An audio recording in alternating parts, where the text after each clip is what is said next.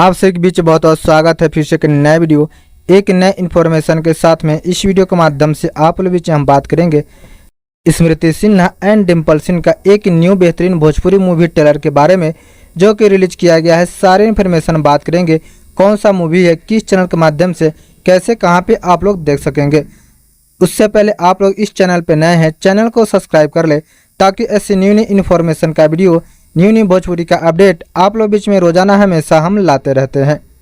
जो कि मूवी का नाम है जेठानी की अरेंज मैरिज, देवरानी की लव मैरिज।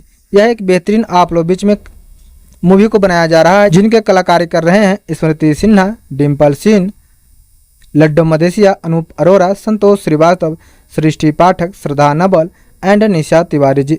इस मूवी में कंसेप्ट दे रहे हैं संदीप सिंह जी, लेखक है प्राण नाथ जी, संगीत दिए हैं ओम झा जी। इस मूवी का निर्देशन कर रहे हैं प्रवीण कुमार गुटरू जी, निर्माण कर रहे हैं संदीप सिंह एंड नीलाव तिवारी जी। आप सभी जाकर इस मूवी ट्रेलर का आनंद ले सकते हैं। स्मृति सिन्हा एंड डिम्पल सिंह का बेहतरीन जोड़ी के साथ में दोनों एक साथ में नए अंदाज के, अलग अंदाज के साथ में इस मूवी में आप लोग नजर आ जाएंगे।